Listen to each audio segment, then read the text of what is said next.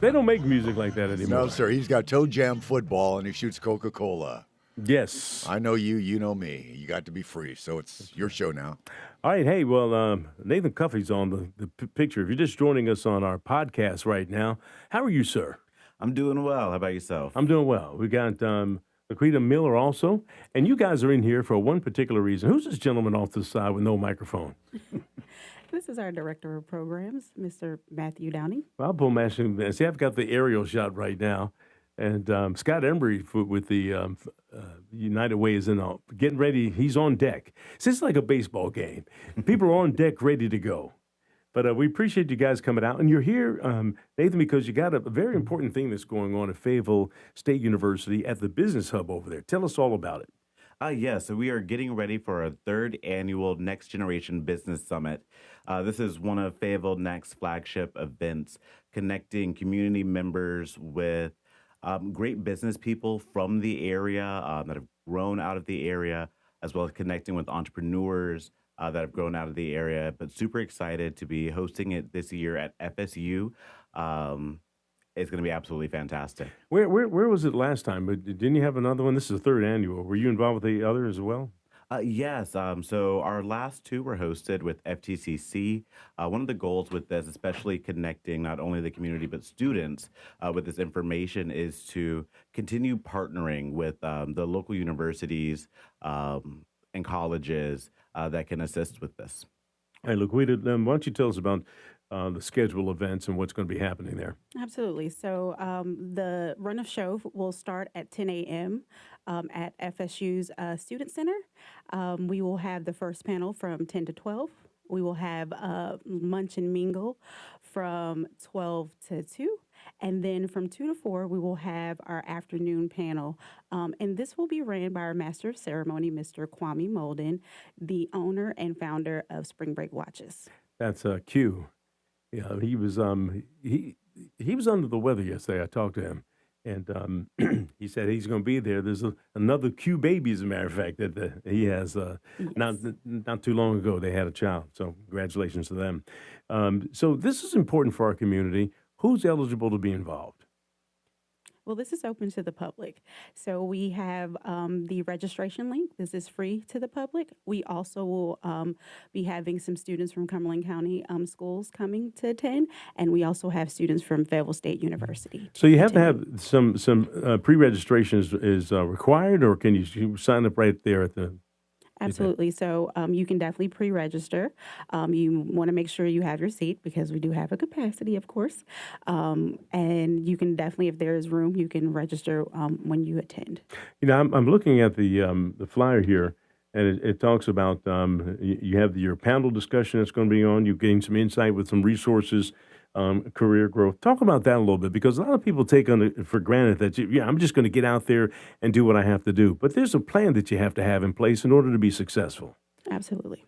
Yes. So one thing we know that the city is working on is workforce development, and that is part of why we push this initiative. This is a great opportunity for people to get in front of those who have already been through a lot of this work, to be able to ask the questions that are pertinent to being able to advance in careers or start their own businesses, and completely free. To get that information, we think that's very important for the growth of our community as we look towards the future. Tell us about the Next Generation, your organization itself, and what it is that you do, and how did you come together to start doing this? So we are a commission of the city of Fayetteville. We were chartered to represent the age group of 20 to 40, to advise the city on how we can retain that age group that a lot of times ends up moving away. What can we do to make Fayetteville a viable and appealing place for that age group to stay? And so we work through events and data collection to provide that information.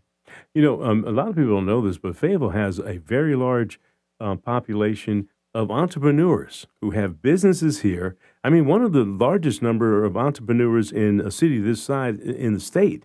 And but there's got to be some backbone to it in terms of making sure people do the right things to get their businesses off the ground. I mean, a lot of times people will say, "I got a great idea. I want to try this," but they don't have the right funding or they don't know how to get there. We to talk about that and how this summit really helps get the entrepreneurs on track. Absolutely. And this is one of the reasons why we started this initiative. We knew that we had a lot of entrepreneurs, but we saw that it wasn't being sustained a lot of the times. So we wanted to make sure we had the right people on those panels that have succeeded, that have failed, that have persevered through some hard times to be able to provide them the information that they need so they can succeed and be sustainable in this atmosphere. You know, you make a good point because a lot of people think you're going to start a business and bam, we got it. But there's something to learn in failure as well. Talk about that a little bit. So I can personally say That's why I pointed at you. entrepreneur. Talk about that. As someone with two businesses and also there to assist and answer questions for others in the community who have questions about businesses, it's all a learning experience. I dove into my first business at 28. And it has been a learning journey the entire time. There is not a single day that I'm not learning.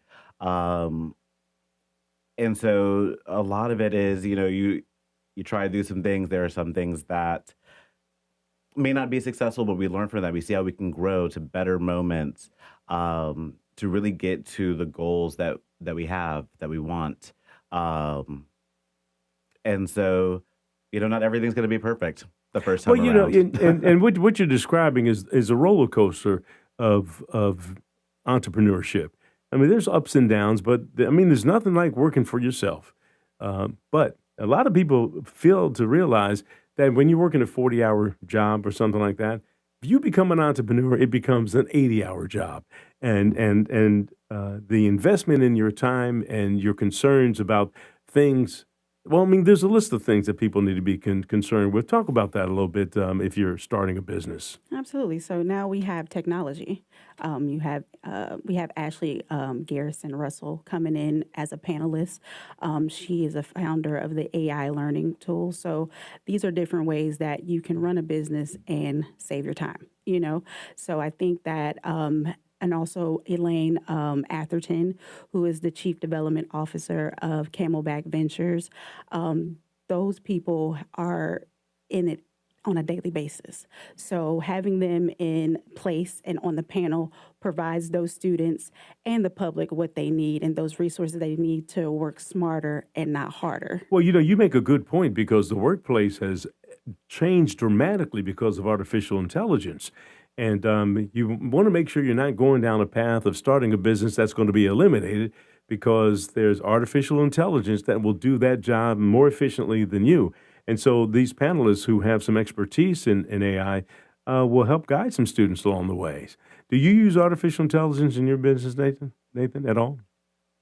So being in the customer service industry, a lot of our stuff is in person. So there's a lot that can't be replaced by You AI hope. and technology. Well, hopefully, I have seen some countries, they've already got robots out there serving customers.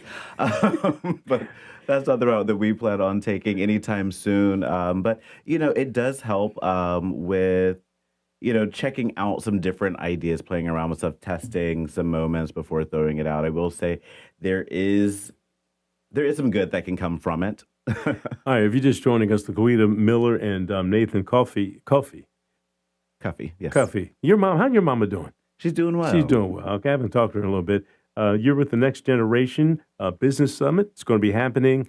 You take it away. Tell us where and when and how people get involved. All right, so we'll be hosting this next Tuesday. That's April 21st at FSU. The address for that building is?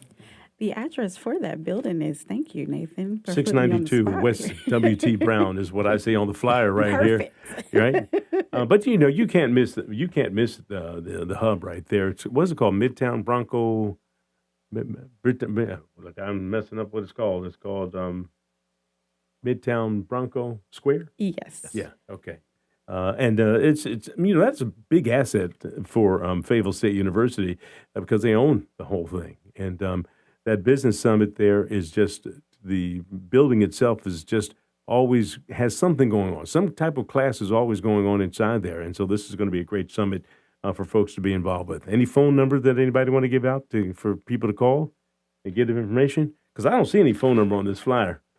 So we do not have a phone number for the commission itself, although you can I see a find QR code. What is yes, that? we do have a QR code that has the link for sign up. You can find us on Facebook and Instagram, and soon you'll be able to check us out on TikTok as well.